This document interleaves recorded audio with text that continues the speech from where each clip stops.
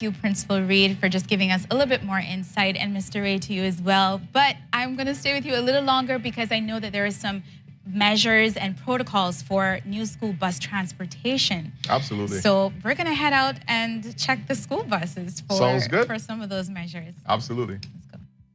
Let's go. Mr. Ray, I feel like I'm going back to school. It just feels like that because we're here at Barnes Bus Transport Depot, where we're going to be talking about the school bus transportation protocols. I know this is really important. So what can you tell us with this? Sure. So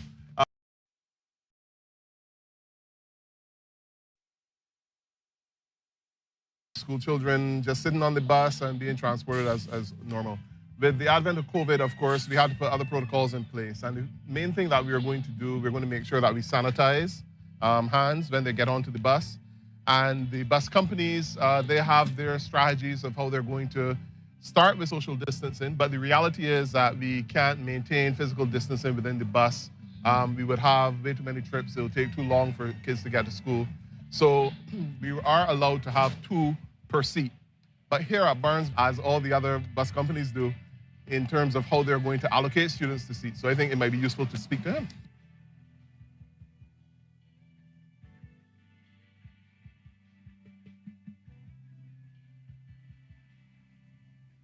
Okay.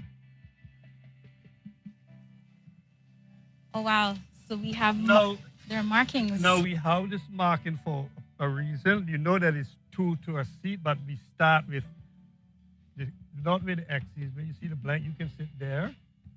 Mr. Mark will sit on the other side. And then who else? Animal come. Then the next student will sit here. And then the next one will sit here until the bus is full up down. So the bus will be spread out. That will be before each pickup. And after we drop the children off and let them off at school, then the bus warden or the driver will sanitize with a little hand beer. Yes, because they touch a lot of different places. Anyway, that we will do that each time before the bus go back out.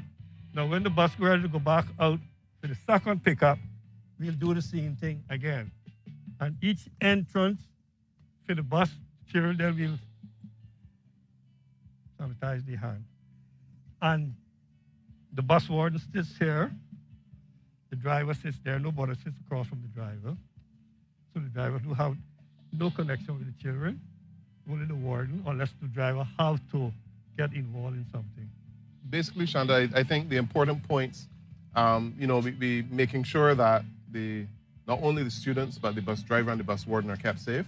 So the disinfecting, the sanitization of hands, the X's on the seats to kind of demarcate where students should sit initially until the bus fills up. All of these are protocols that we're putting in place just to make sure that we keep everyone safe, spaced as much as possible for the initial part of the trip.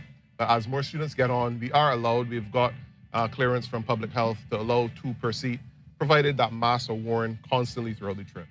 Mr. Barnes is just one example of a number of dedicated companies that we have providing this service to our school children.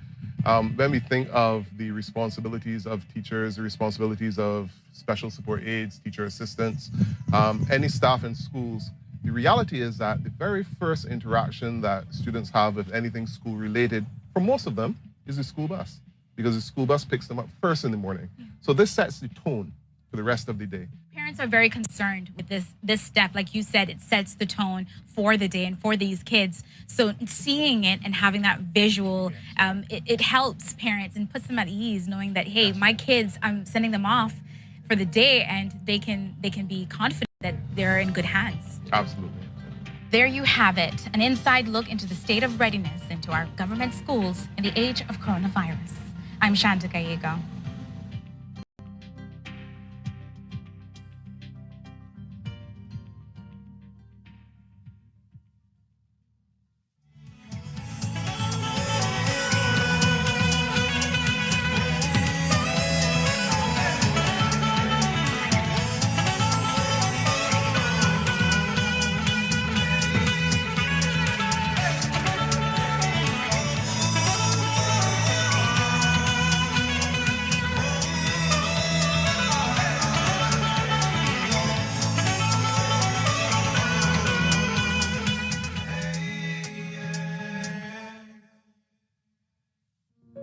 COVID-19 pandemic is affecting everything from forest cover and marine pollution to the behavior of wildlife, but most of all, of people.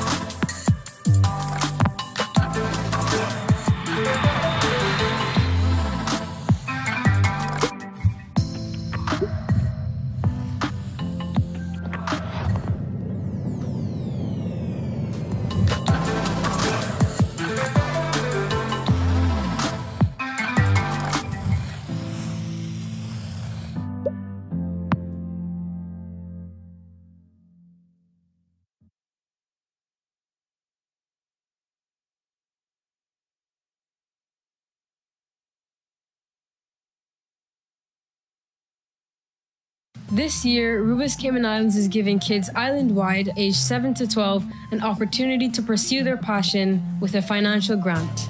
With Rubis Top Student, one grand prize winner will win $5,000 and 9 finalists will win $1,000. Go online to rubiscaymanislands.com to complete and submit your application form, along with a video highlighting what you're good at and how the winnings will help you excel.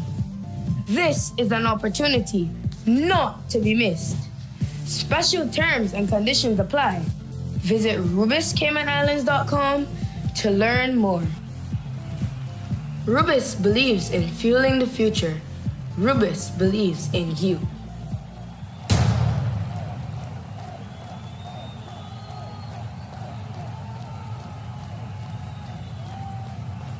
Me, you. After Hurricane Ivan, Caymanians discovered we are vulnerable to calamities we thought only happened elsewhere. We were reminded then, as we are being reminded now, that we are resilient. We are powerful. We are community-minded, Cayman-kind. For the people of the Cayman Islands, moments of crisis also present opportunity. We are the narrators. You are the catalyst for change. You are responsible. This is not just our pandemic story, but it is the story of how 3 tiny islands came together to change course in uncharted waters toward greater national solidarity, functionality, and pride. Me, you.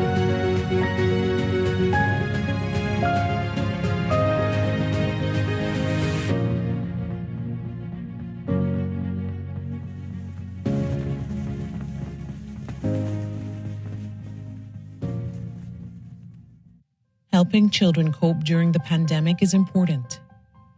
Remember to lead by example and take care of your own needs too. To support your child, listen and acknowledge their fears and questions. Provide clear information and be aware of your own reactions. Help children by creating new routines, limiting their exposure to media, and encouraging them to talk about what they've seen and heard. For free and confidential support, call the Mental Health Helpline at 1-800-534-6463. The coronavirus has caused our most vulnerable to feel isolated and lonely. Due to their age and the probability of having underlying illnesses, our seniors rely on family and friends for comfort. You can help protect our elderly by sharing your love from a distance by following these helpful tips. Remaining at home can lessen the possibility of contracting the virus and passing it on. Reach out to nursing homes or those in assisted care by sending homemade cards, artwork, or handwritten letters.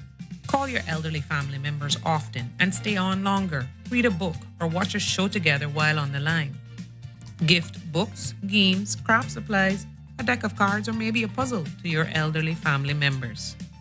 There are many resources that can help us care for our elderly. For a list of these, please visit www.gov.ky/coronavirus or call the Older Persons Helpline at 1-800-534-2222.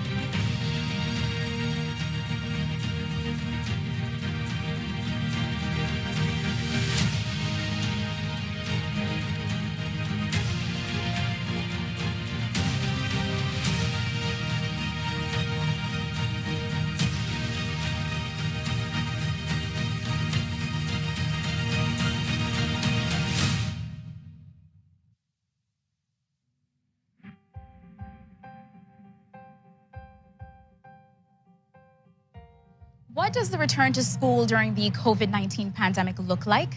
I'm Shanda Gallego here at the Prospect Primary School with an inside look into their state of readiness in the age of the coronavirus.